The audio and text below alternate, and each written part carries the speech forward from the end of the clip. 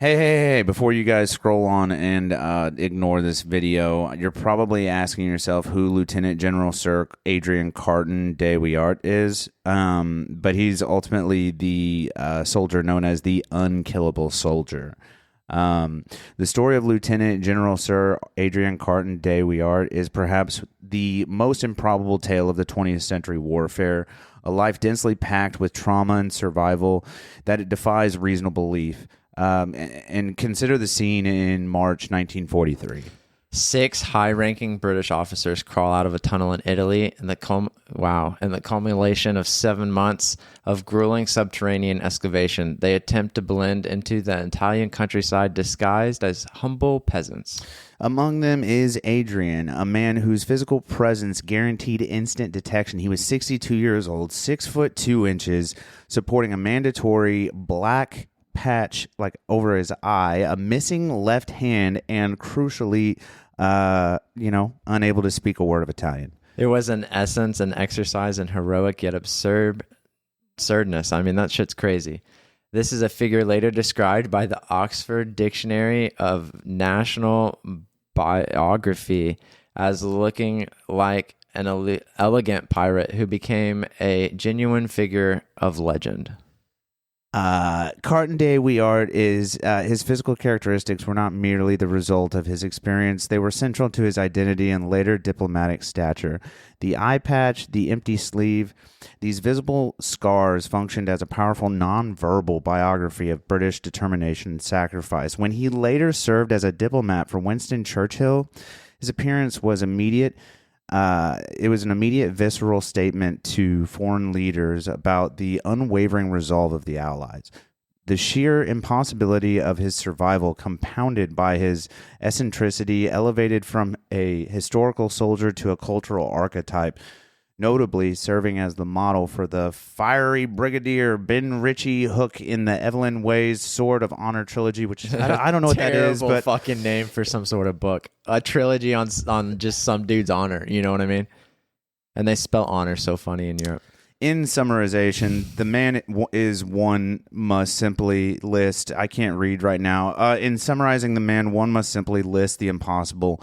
He fought in several wars.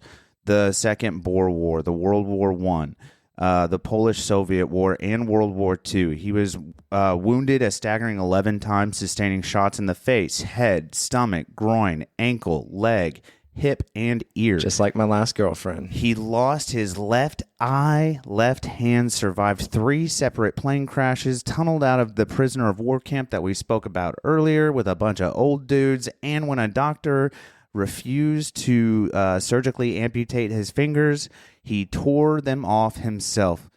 The ultimate frame for this extraordinary life and the central question of his biography and his own philosophy captured. Basically, he quoted, "Frankly, I had enjoyed the war. The narrative of his life serves as the comprehensive explanation for how such a terrifying odyssey can be considered a happy odyssey."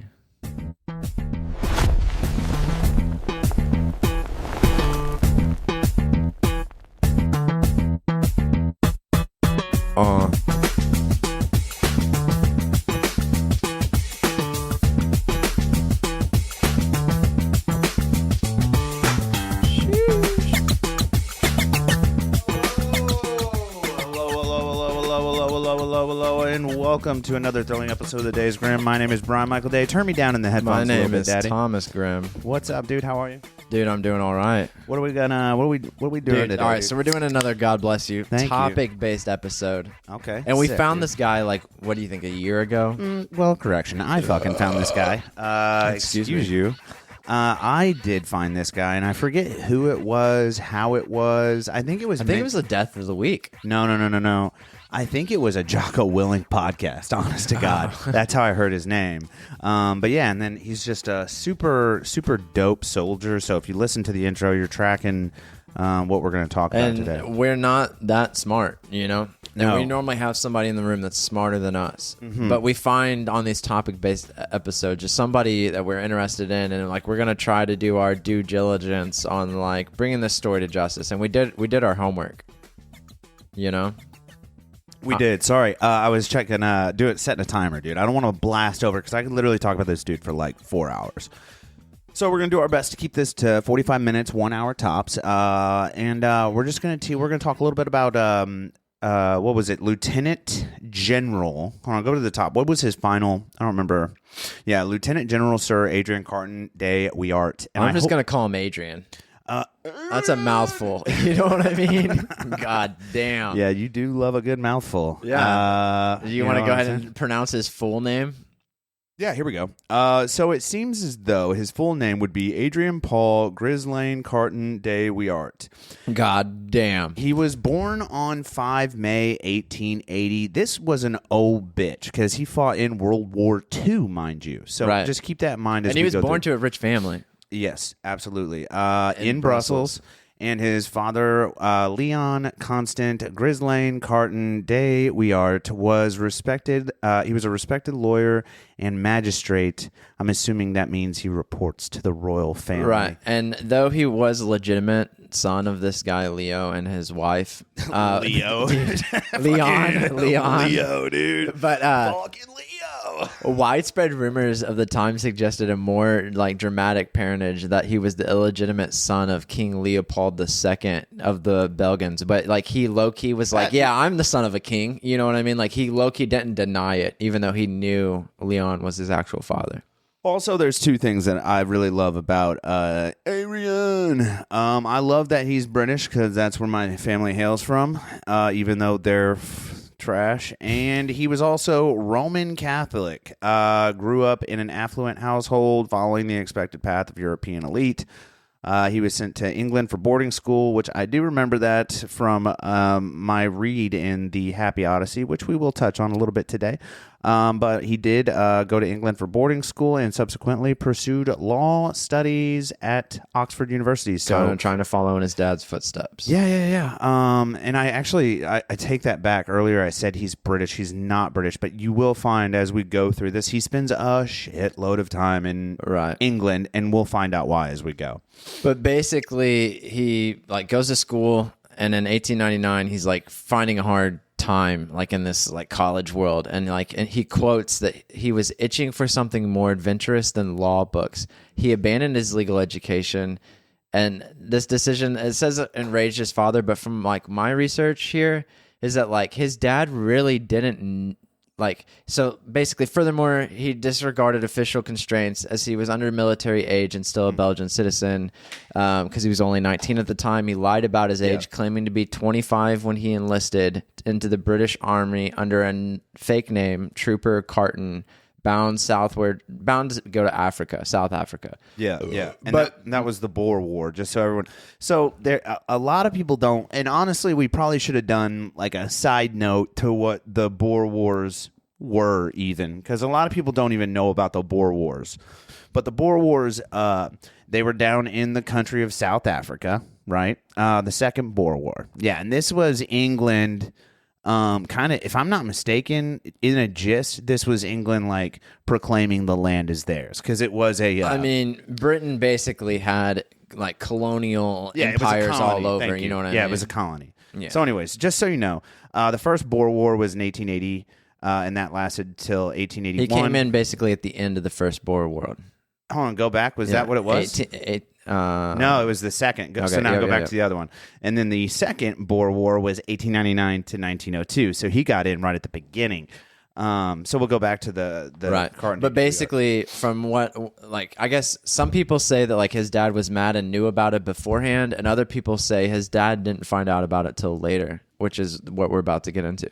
Oh shit! I didn't know. I don't know anything about that. Really? All right. I don't. So Adrian's initial baptism by fire was in the Second Boer War, which we just kind of touched on. Yeah. And it was swift and nearly fatal. Serving with the British forces, he quickly was struck by several bullets, wounds to the stomach and groin, 2 different bullets, forcing him to be basically sent back home to England. And this is where that alternative, mixed opinion was like his dad knew before he went, his dad knew after. Okay. So though his father was furious about basically his dad thought he was away at college and he went to fight in the Second Boer War, got injured, and then his dad was like, "Yo, I thought you were at Oxford, my guy." No, dude. I thought you were hitting the books, not getting hit by bullets. I was stacking bodies in South Africa. Ever heard of it? But his dad relented and allowed his son to remain in the army after his recovery. That's sick, dude. Right. Yeah. So, and I will say, I know a lot of what I know about Adrian Carton de Wiart from the book Happy Odyssey. Everything that I'm reading today is not in that book, but a lot of it is. So, just preface that for if you folks are going to read this book later. It was the initial experience that galvanized his dedication to military life, being down in South Africa, serving in the Second Boer War. Reflecting on his return, Carton de Wiart famously wrote, quote, "At the moment, I knew once and for all that war was in my blood. If the British didn't fancy me, I would have offered myself to the Boers." End quote. Honestly, fuck him. He's just ready to kill. Right. He doesn't give a fuck. He's like, "Yo, if you don't put me in, I'm going to switch sides." You know what I'm saying? Like, go fuck. Let me stay or I'm joining the away team, dude. Right. So once he healed up, he was granted a regular commission as a secondary lieutenant. Some people say he paid for this rank, actually. The 4th Dragoon Guards in 1901, where he was transferred to India in 1902. Yeah. During the following peacetime years, his competitive nature and fond outlets in sports, including shooting and dangerous colony sport of pig sticking. Yeah, and we talked a little bit about this. So pig sticking sounds exactly what you would think, almost. I mean, some people. Is. I mean, I don't know. Yeah, some people think. I mean, if you grew up on a pig farm and there were no women around, pig sticking might mean something a little different. Especially in West Virginia. Isn't that where it's legal? I mean, I don't know. I know it's not kosher. But nope. It's fucking not. Pig sticking refers to basically both a historical bloodbath sport of hunting wild boar with spears on horseback. I actually pulled up a link of this. This is big was big in England. I don't know if they're still doing it now. Can we pull up that link? Yeah, I'm confused on what happened here. We'll just command or yeah. There you go. But, and then also the folks at home who are hearing pig sticking, you're probably just thinking stabbing a pig, which is essentially what they're doing. But right, this guy's got 2 spears on a horse. Fancier than that. So on free range feral hogs in South Florida. So he's down in South Florida. Dude, this shit made it to America. Oh yeah, dude. And this guy's just out here crushing. Schwack. Oh, it's through the pig and it's still going. Oh, hell yeah, dude. He'll drop. He'll drop. Hold on. Oh. Little light-headed little buddy. Yep. There he goes. Oh, there's another. But yeah, that's basically the gist, which is crazy, like, to just basically hunt pig on back of horses. What are you, fucking Genghis Khan's, Rick? Shout out to PETA. Here we go. The price of conflict. Losing an eye in Somaliland. Now, Somaliland is essentially the shoehorn of Africa. It's like the north eastern portion of Africa, and there was some scuffling there in the First World War. But yeah, so when Wiart found himself Actually, did we miss something? Yeah, we did. Remember this story I told you about on the way over here? No. Oh. So while he was in India, I just found this out earlier today when I was doing more research on it. Yeah, you called me on the way over. Right. I was like, bro, just fucking get here. Dude, I guess while he was in India, he got in an argument with somebody's servant and just started throwing... Did we fact check that? Yeah. You did? Yeah. Okay. So, like, he started throwing rocks at this dude's servant because they got in an altercation, right? Don't use the word you used earlier. Right. And so when that guy gets out of range, like, he can't throw a rock at him anymore. Yeah, he pulls out a rifle and shoots the servant in the ass. Yeah, you'll live. Right. I just thought that was funny. Fuck him. Forgot to include that. And honestly, dude, if your job is the help, be the help. Yeah. Don't be an asshole, or get shot in your asshole, especially to a guy with a firearm. Okay, so anyways, back to the shoehorn of Africa, the northeastern part of this Somaliland, where there were some folks they were fighting. In 1914, Wiart found himself in what he considered a minor but still necessary conflict. He was seconded to the, I don't know why they use that term seconded, but he was seconded to the Somaliland Camel Corps, engaging in the colonial campaign against the dervish leader Mohammed bin Abdullah, who the British referred to as the, quote, Mad Mullah. And he was actually like, some of the Sunni Muslims at the time believed he was like a messiah. Yeah, he wasn't. So upon hearing them... just shut it down immediately. Yeah, what? They were wrong. But upon hearing that Britain had declared war on Germany, he famously described his current assignment as merely, quote, playing in a village cricket match instead of in the test, end quote. His chance to get to the test came at a terrible cost during an assault on an enemy fort at Shimber-Barris. Here he was shot twice in the face, an injury so severe that he lost his left ear, and a portion of... backwards. Lost... the entire left eye, and then he lost a portion of his ear. Left ear. For this action, he was awarded the Distinguished Service Order. Keep in mind, this is a Belgian fucking civilian. This is not even an Englishman. This is not a British. Right. He's just fighting. He just re-enlisted. You know what I mean?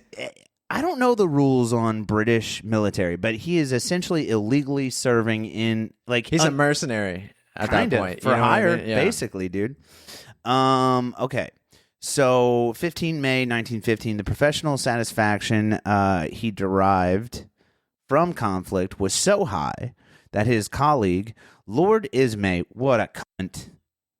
Take Lord out of your name.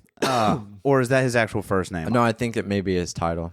I don't know. Anyways, he observed that Adrian actually viewed the loss of his eye as an unfortunate event. The injury provided him the necessary medical grounds for him to be invalidated out of Somalia and sent to Europe, quote, where he thought the real action was. Hell yeah, brother. This perspective where grievous injury is interpreted as a professional opportunity profoundly explains his resilience. He was sent back to England for recovery, beginning a routine of treatment at a specific Park Lane, which there's a very big chapter in the book, Happy Odyssey, about Park Lane, nursing home that would become so frequent. They reportedly kept a set of his personal pajamas ready for his next visit, aka this dude can't stop getting fucking He's got wounded. that frequent flyer card, dog. He's got a fucking punch card at Park Lane. The frequent gurney, man. You know what I mean? Anytime he's stationed somewhere, they're like, hey, this is Adrian's gurney, all right? He's bled on it so many times. He has like the weekly fucking kitchen, like the days of the week and what they're serving down memorized, you know what I mean? It's also noteworthy that despite his family connections and status, his famous memoir, Happy Odyssey, which you've mentioned several times, deliberately constructs his image as a man of defined purely by action, containing no reference to his wife or daughters. Oh yeah. They want you. Oh, and fun fact about the book, and he says at the end of the book, and I don't know if it's in your research or not. Adrian wasn't going to write this book. He was going to live his entire fucking life. And when you guys hear this story and we get to the end of his life, you're going to be like, what the fuck? How do you not write a fucking book? Right. This dude was gonna he was ready to die and not write a book. His wife and daughters are the only reason he writes this book. And he only mentions them on the last, he refused to let anyone else help him write it's essentially a novel, a shorter novel, but he refused any help and he did it strictly from memory. Fascinating human being.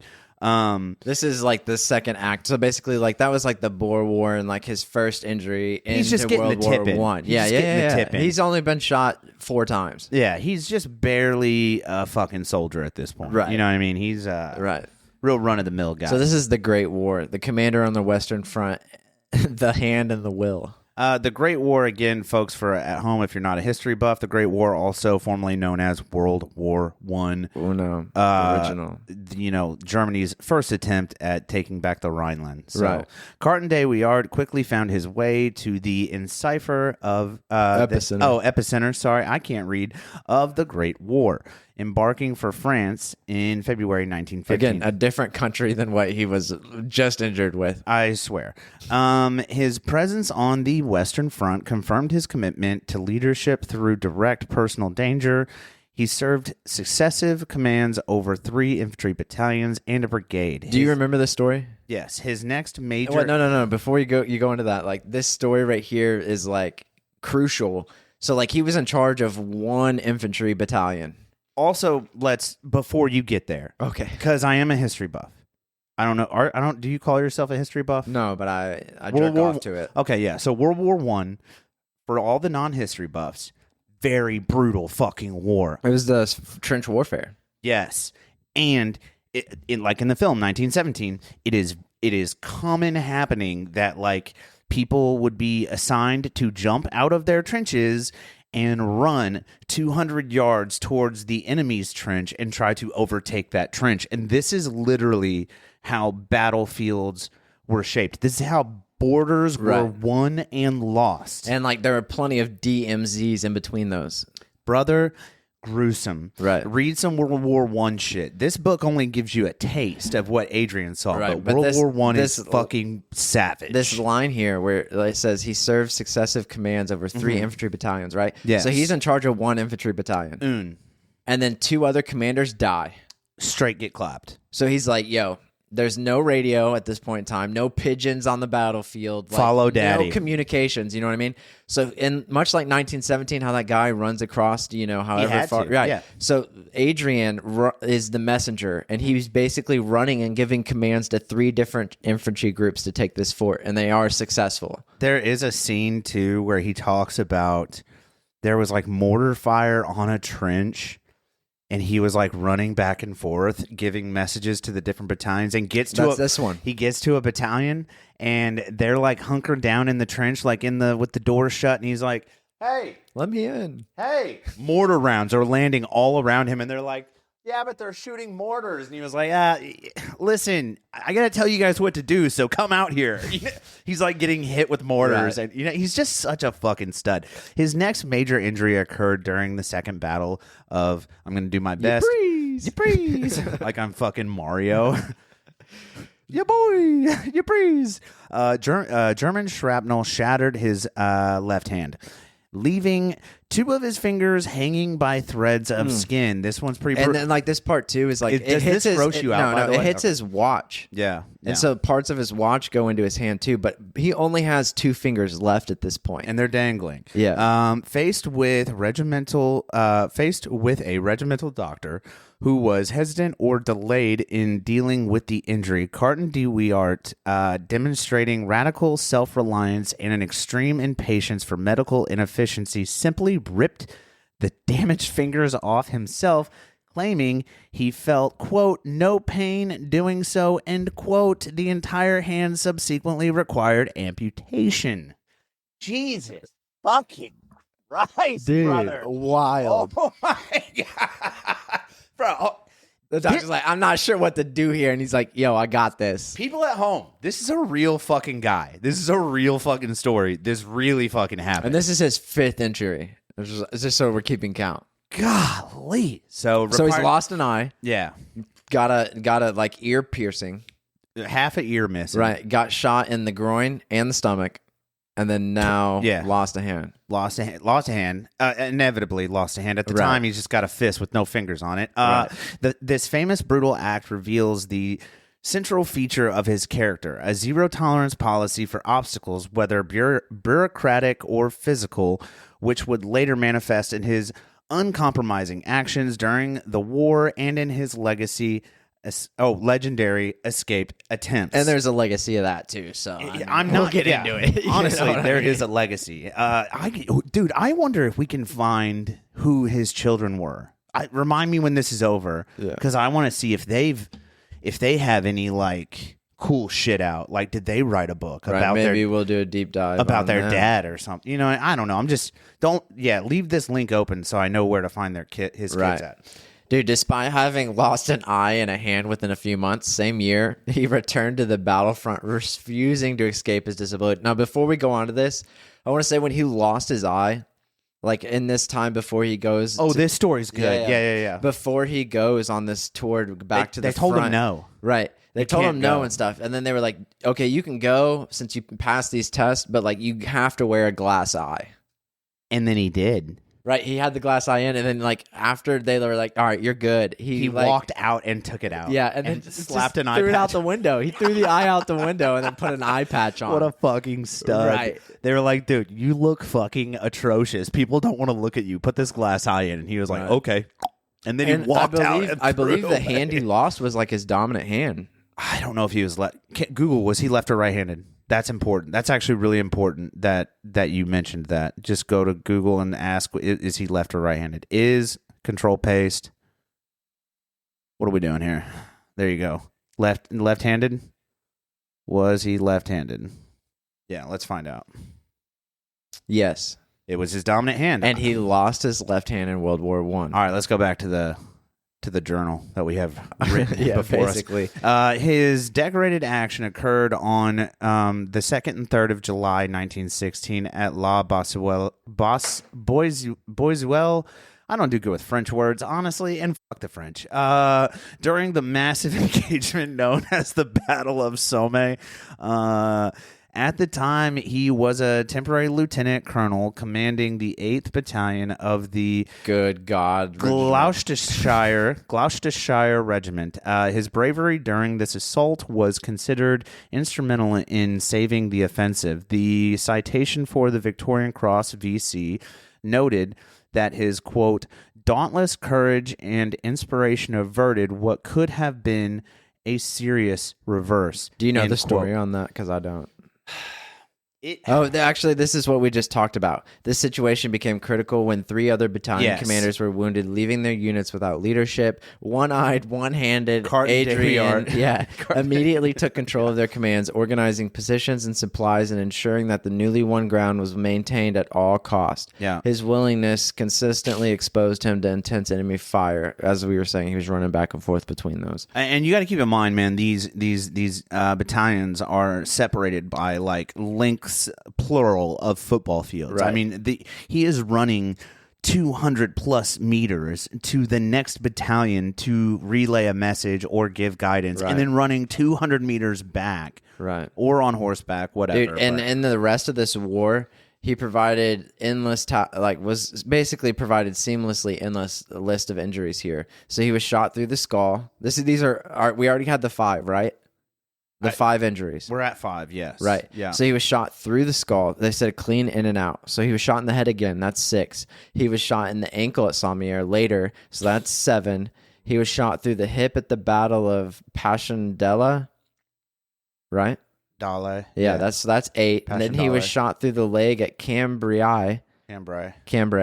So that's 9. And then again through the ear at Arras. I wonder if it was the same ear. He just got no left ear left. Right. No left ear left. The wound to his hip was the final one, for example, that Passchendaele. terminated his command at the 12th Brigade. Okay, now scroll on a little further down, please, sir. He was wounded a total of 8 times during the First World War. This persistent front line service, which contrasted sharply with the remote command style of many senior officers, sometimes derided as chateau generals, French bullshit again, validated his leadership among the troops and ensured his reputation for inspiring gallantry remained intact. Now, one thing I will say, just from my perspective as having served as just like a boots on the ground, bottom of the barrel soldier, taking orders, giving no orders, if you have a fucking lieutenant general, or if in this case, I think he's a lieutenant at this point, but if you have this leader, this officer That's in the trenches with you, and has been fucking hit 12 times, has one hand, one eye, a third of an ear, and he's like, listen up, you pussies, we're going out there. We're going to go give him our all. And he's all fired up and hot to try. Bro, this dude, literally, go back just to the last stanza, where they said his leadership among the troops and it validated his leadership among the troops and ensured his reputation for inspiring gallantry. That is who this gentleman is. That sentence right there is so very well constructed because that is who he is, dude. He's just all balls, all gas all the time. This Right. dude's a fucking Dude, surprised he didn't take a shot to the dick. I'm pissed he's not American, bro. Right. Could you imagine him fighting it for the Allies for America in Right. World War II, bro? War would have been over in Right. 1943. Right, on D-Day, we just drop him. You know what I mean? With a parachute. Fuck Chuck Norris.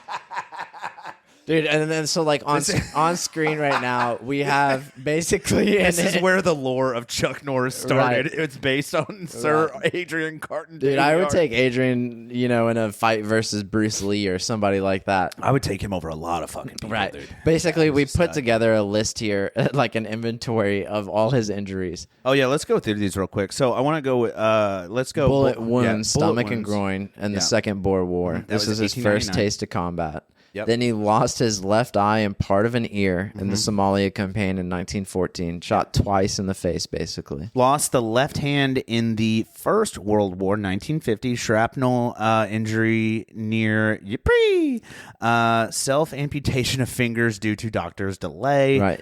Shot through the skull and ankle. Battle of Somme in 1916. Actions while commanding 8th Gloucester's VC awarded nearby. Shot through the hip in the Battle of whatever that is. Passchendaele, 1917. Right, which the injured terminated his command of the 12th Brigade. Then he was shot in the leg the same year, one of multiple World War I injuries. Yep. And then, through the remnant of his other... It was the year. same year. Yeah. Oh, no. He's got no fucking Right. ear, dude. So that was the end of that, right? And then he survives a plane crash. So like after that, so what's the right? Okay, so in the next year, like Polish and Soviets start having some like. Do you have a skirmishes. segment on this? Because so essentially in like the early 20th century, Yeah, right here. Poland got into a lot of shit. So before we get into that, like this is where he wraps up about the First War. Okay, so the infamous declaration of, and it's in the book, it's all over online. If you search this gentleman's name, this is going to be the first thing you see on Wikipedia, et cetera, et cetera, et cetera. Right. When thinking about the Great War, He said, quote, frankly, I enjoyed the war, end quote.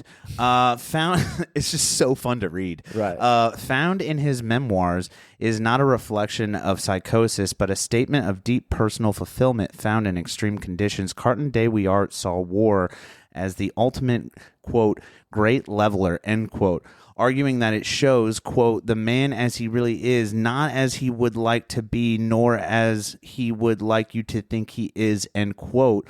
He prized this stripped down honesty and the purity of action. that's like when shit hits the fan. Who are you really?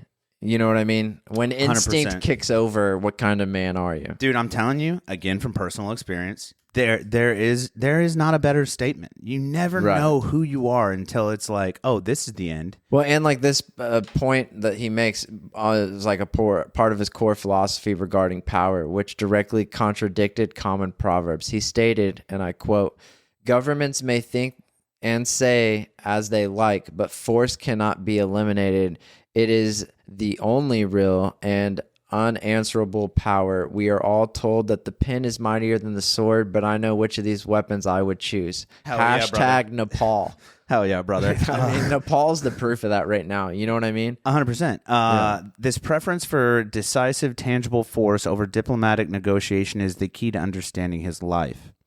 He valued action over contemplation, confirming his belief that the, quote, right time for negotiations is after a victory when backed by force.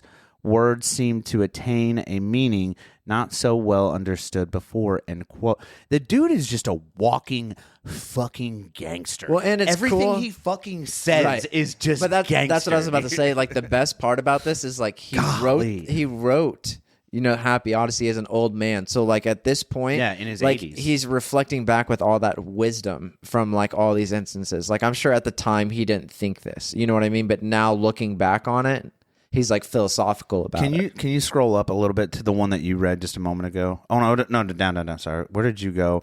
You went. Oh, that's my favorite quote so far right now. Governments may think and say as they like, but force cannot be eliminated. Just that right there is like, you can say what Right. you like, but when I punch you in the Right, that's what- fucking that's what, mouth, like, we are all told that the pen is mightier than the sword, but I know which one of these weapons I would choose. fucking bangers, dude. Just fucking bangers, dude. Right. This dude does not fuck around. So we're gonna go into Poland in the early 20th century. So this is like World War I's kind of still going on at the point, and it was labeled like the interwar period. So like, World War One had kind of ended. Yeah, World War One is over. Right, but there was still the Soviet Union at the time was a part of the Allies. Yes, and then Poland kind of separates, like annexes itself. I forget the like actual term. Like Ukraine is one of these. Like they're annexations. Yeah, right. So that Poland breaks off and becomes its own country, and there's like this interwar period where Poland and Soviet Russia. Not even that either. There's more. There's Balkans. There's all kinds of people that they're fighting. Ukraine's rebelling at this time. There's people that are Polish that live in Poland that are fighting the Polish because they support the communist Soviet Russia. Like Poland, and you got to think all these countries, because like Ukraine and Lithuania they're all doing this at the same time. The Balkan nations. Well, yeah, but those are the borders of what was the Soviet Union, and those areas probably saw the war of World War I the most. That's the front line. You know, those areas. Yeah, so 100%. There's like a reason that they're, you know what I mean? They just saw some shit. Honestly, I'll tell you who ate it the most in World War One. It was definitely the French. They fucking bit it pretty hard. Bit it the whole time, dog. They were like, "Wait, they're coming in. Let's bend over and just take it." It's like me going to prison and going up to the biggest guy and just like, "Give me your pocket." You know what I mean? Like, bro, hey, I know we're gonna get fucked, so like, just give me your pocket. You'll protect me, and I'll take it. You know. Anytime there's like a war in Europe, you can almost like, if I was a betting man, you could almost guarantee France is just like, yeah, you know what? We're not picking sides. Hey, give me a pocket. Somebody who's got a pocket. Right. But anyway, so at the war's conclusion, he was sent to the newly formed Second Polish Republic, initiated second in command, later as chief of the British military mission. Yeah, so basically England had sent soldiers to Poland to help kind of civilize the situation, help eliminate threats at the borders. And just like we were talking about, Poland was fighting multiple conflicts simultaneously, including the Polish-Soviet War and the Polish-Ukrainian War and the skirmishes with Lithuania, where the conflict, Adrian was determined to be present. Yep. His service during this period was marked by his usual brand of action and narrow escapes. He survived not one, but two separate plane crashes in 1919. The second crash led to his brief capture by Lithuanian forces before his release. Also, his first capture. There are multiple captures. Right. So during the intensified Polish-Soviet War of 1920, God, this poor bastard, his observation train was attacked by a charge of Cossack cavalry, displaying immense personal courage. The one-armed he had a second arm, let's be clear. But okay, so displaying immense personal courage. The general, one-handed. Yeah, the one-handed general confronted the attackers single-handedly. Clever, I like what you did there. With his revolver, even falling off the train and leaping back aboard to continue the firefight until the train escaped the Cossacks. And this time, I just want to like point out that like in the 1920s, people were robbing trains here in America on horseback. Wild, Wild West, baby. Right. So like, it's cool that you also had the same thing happening on the other side of the world. Dude, shout out to Europe, man. They don't get enough credit. So while the British military mission's official contribution was sometimes constrained by politics, Adrian's personal involvement was absolute, even organizing gun smuggling operations via Hungary. This extended commitment demonstrated a personal loyalty to conflict and the Polish state that transcended formal military duty. Dude, what's funny too is like this guy was like, yo, they need guns down there. Let's smuggle them in. There's a fun fact that you get in Happy Odyssey that I don't think we're going to cover here. He, what's the term? He endears the Polish soldier at some point. I forget what he says. Can you just Google famous Adrian Carton de Wiart quote about the Polish soldier? Because he has an ideation. I hope it's a good one. He definitely has and this is a good time to bring it up about the Polish soldier. He had a famous quote from Adrian Carton about Polish soldiers. but he did comment, okay, they fought well. This is what he said, and I quote about the Polish soldier. They fought well and never broke off any engagement when they should have. The Germans have made no headway when they met the Poles man to man. But as soon as mechanized units come into play with backing from the air, they have rolled them up. It's very tragic, as the Poles have put up a very good fight, in fact, too good. So that was what I was remembering, is that basically he kind of like in the book kind of explains like he's not infatuated with the Polish soldier, but like he's like, yo, they got heart. He's not just there to fight like Right. what you would think. He's not there for just the violence. He is initially, but when he gets there and he fights alongside the Poles, he's like, you know what, these dudes are fucking sick, dude. Right. And well, like what's cool is like you were saying, like the Poles, like he stayed there for a while. Like when the Polish wars ended in victory, I think he got Adrian property chose there. not to return immediately to England and have grown deeply fond of Poland and its people and its wildlife. He formally retired from the British Army in 1923, taking an honorable rank of Major General. He spent the next 18 years living comparatively quiet but still wealthy in the land of Poland, focusing on his passion for shooting and the pursuit of game. Big hunter. Yeah. So that's what I was thinking, was that I don't even think he bought that property either. I think Poland gave it to him. Right. Yeah. So And the immediate survival of multiple near-death experiences, plane crashes, and train battles within the space of a couple months. And again, all those bullet wounds and stuff in World War I were within damn near the same year. Yeah. Confirms that his appetite for and the tolerance of extreme risk remained absolute, further cementing his reputation as unbreakable. Also, fun fact about the property that Poland gave him, I think it was geographically, like there was importance to where it was located, because it was a huge piece of property with this beautiful house on it. I want to say it was like at a border that he helped secure or something like that, because he talks about it later in the book about another skirmish is starting to kick off, and his home being close to the border during World War II, which we'll learn more here later, it played an important role. Right. So the outbreak of World War II ended his stay in Polish idle, forcing him to escape the country as it was overran by German and Soviet forces in 1939. He was recalled to active service and quickly assigned to command the Central Norwegian Expeditionary Forces, participating in the ultimately hopeless attempt to hold Trondheim against the German invasion. In 1941, he was designated to lead the British military mission in Yugoslavia. While en route to the command, his aircraft was shot down over the Mediterranean, marking his third plane crash survival.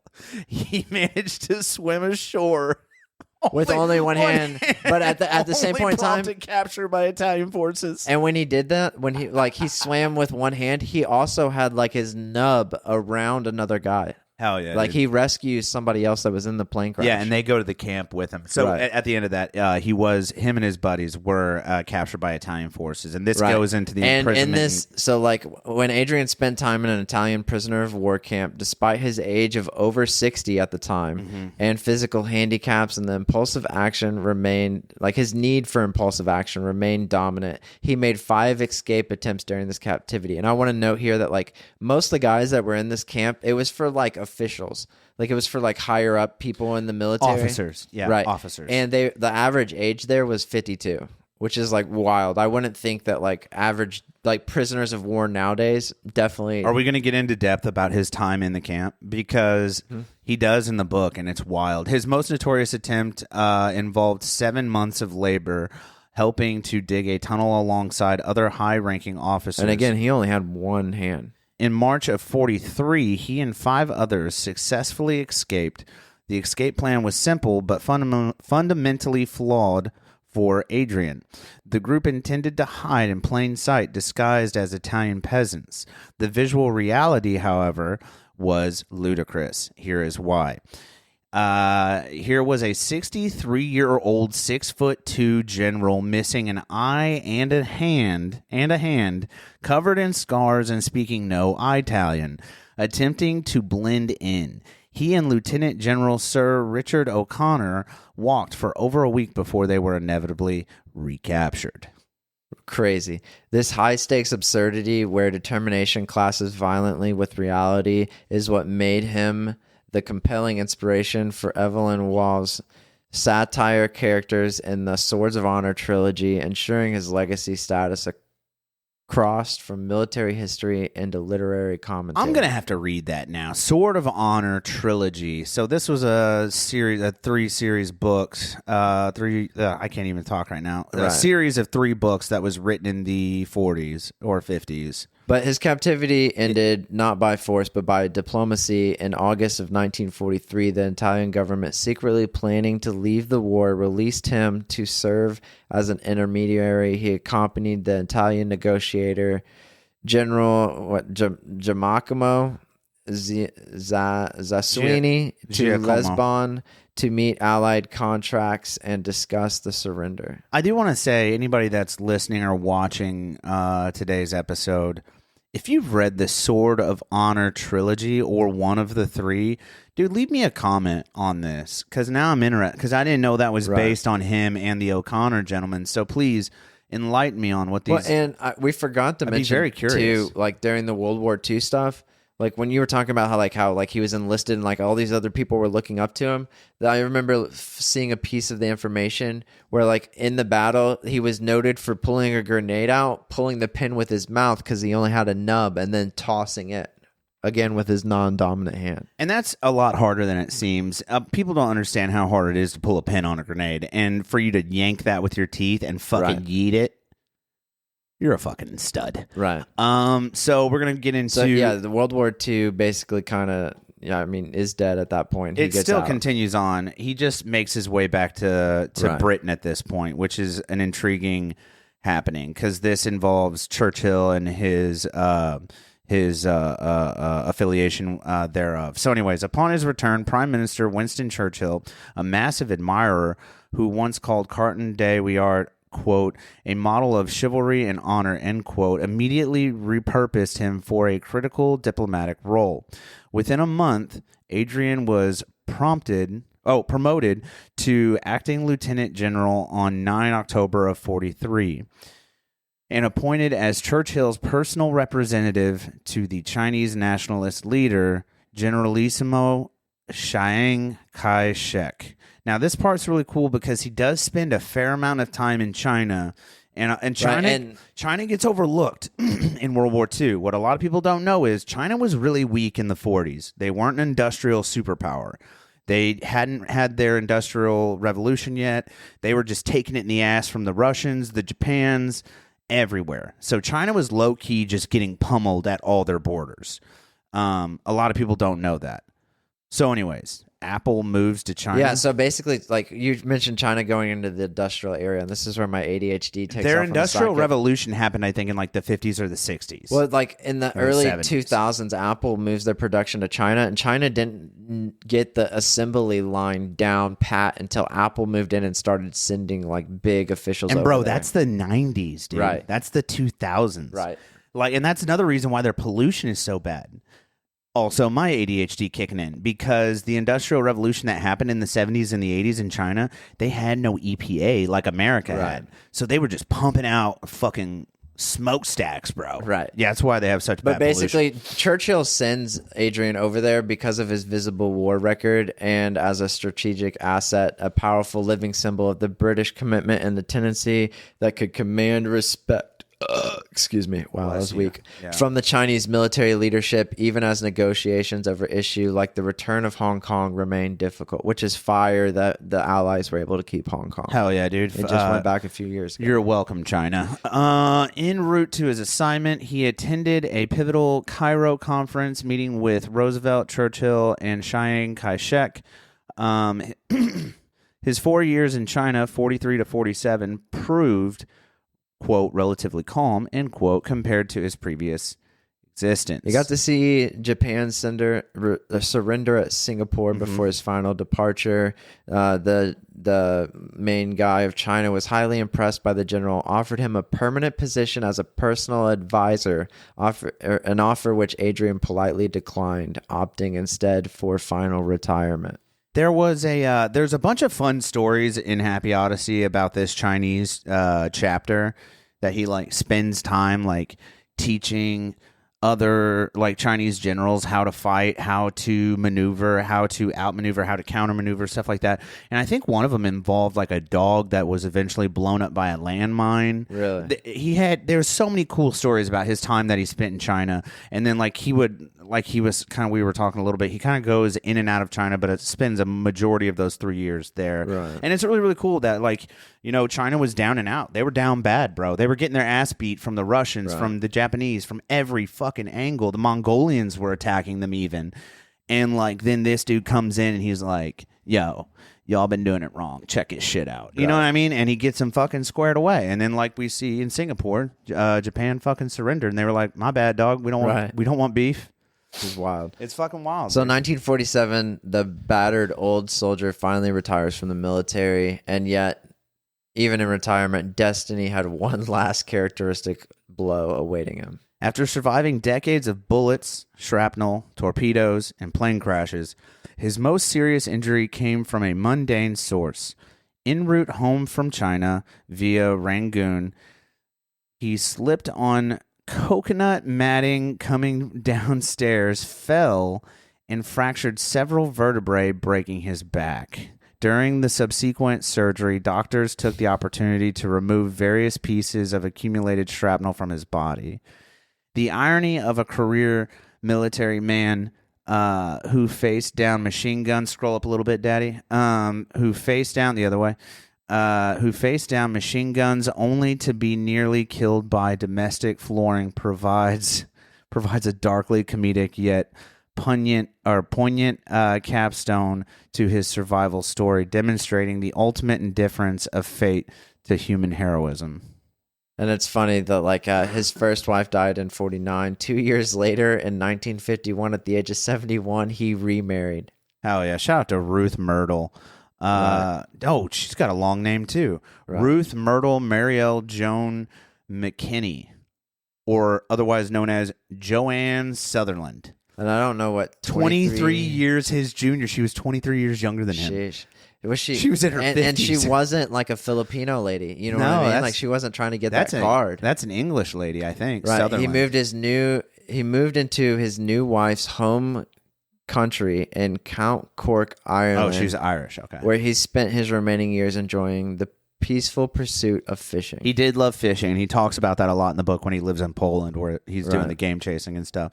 But we will go on to say that Lieutenant General Sir Adrian Carton de Wiart, with all his different badges, VC, KBE, CB, CMG, DSO, died on 5 June 1963, aged 83 in Ireland.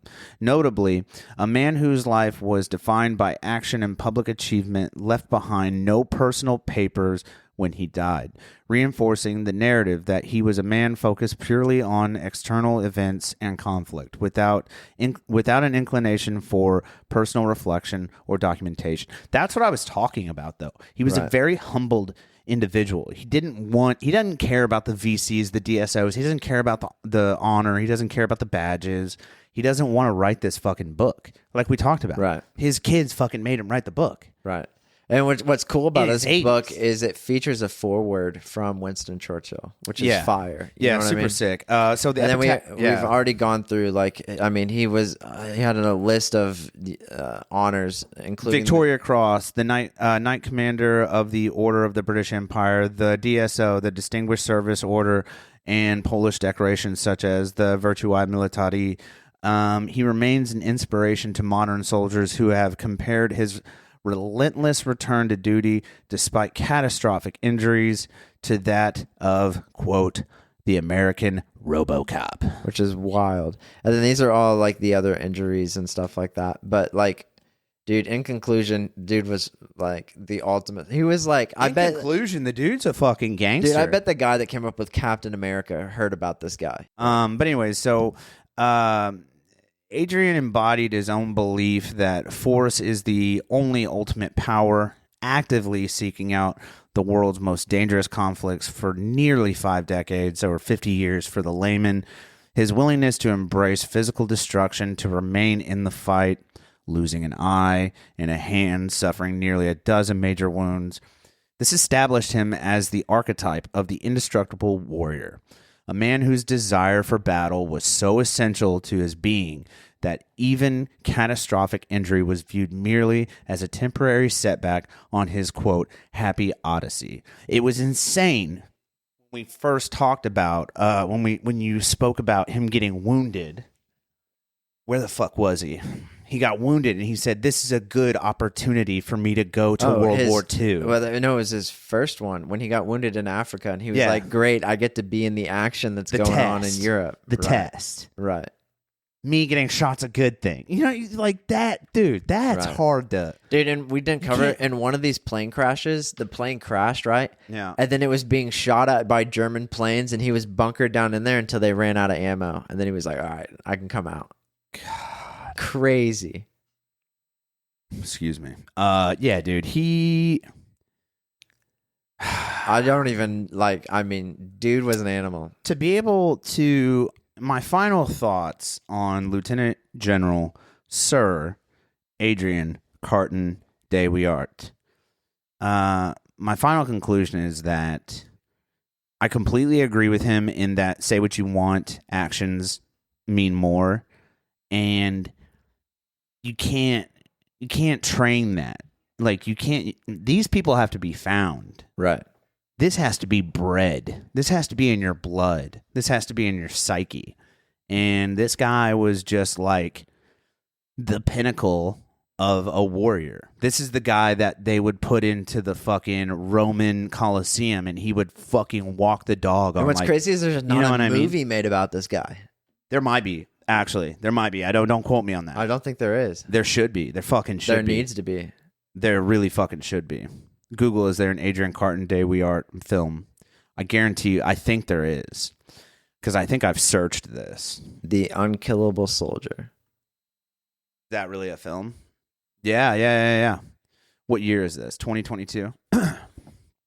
Yeah. Oh, no, this is a podcast. Nice, dude. Shout out to that, whoever that podcast was. Right. But dude, honestly, like he and you see a picture of him on the cover of his I guess autobiography. Yeah, autobiography, Happy Odyssey. I mean, he looks like a debonair. He looks like somebody who, Mr. Steal Your Girl. Could you imagine if a guy with one eye and one hand stole your woman? Because he would. I mean, here's a photo of him with... He's a fucking stud. Look at him. Right. He's terrifying, but also extremely attractive. You're like, I'm going to have nightmares about you, but also... I mean, look at this dude. Just a straight gangster. Dude's a baller. Just a straight fucking gangster. God. And there's a little photo of him with Churchill here. Yeah. There he is. Roosevelt. And then there's Chiang Kai-shek. Chiang Kai-shek was his name, the Chinese leader. Wild.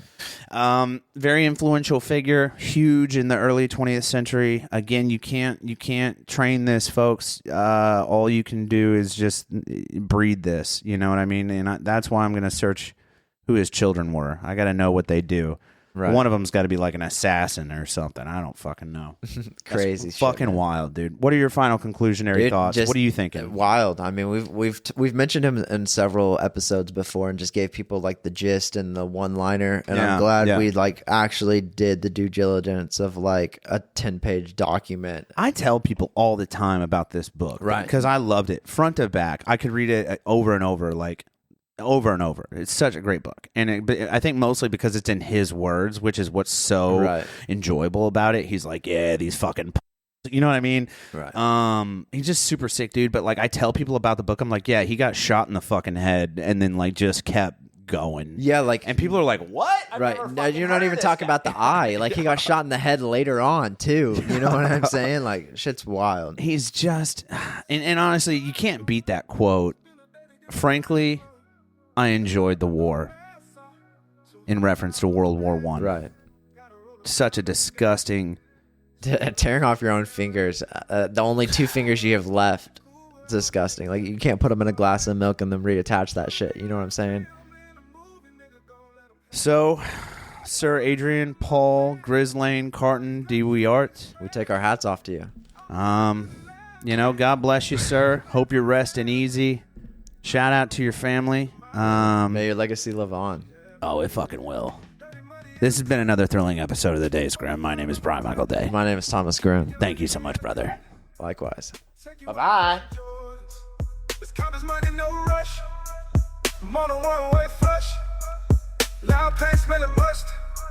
These fucking police can't touch me. These police can't touch me.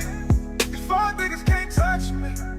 Apply the pressure with the Do you think you would have liked this song? I try to fall like it was a Chevy. Maybe. Try to fall like it was a shit. You'd be like, what's a Chevy? Yeah, so used to. What does blades on the whip mean? It's a dirty soda. Dude, Coke already had Coke in it. You know what I mean? What is fuck? Cane? He said, dude, the Germans had. Yeah, dude. Hell yeah. That's what we should do next. Drugs in Germany. World War II drugs in Germany. Yeah. Shoot a man like he's Sir Adrian de Wiart Hell yeah. in a world war.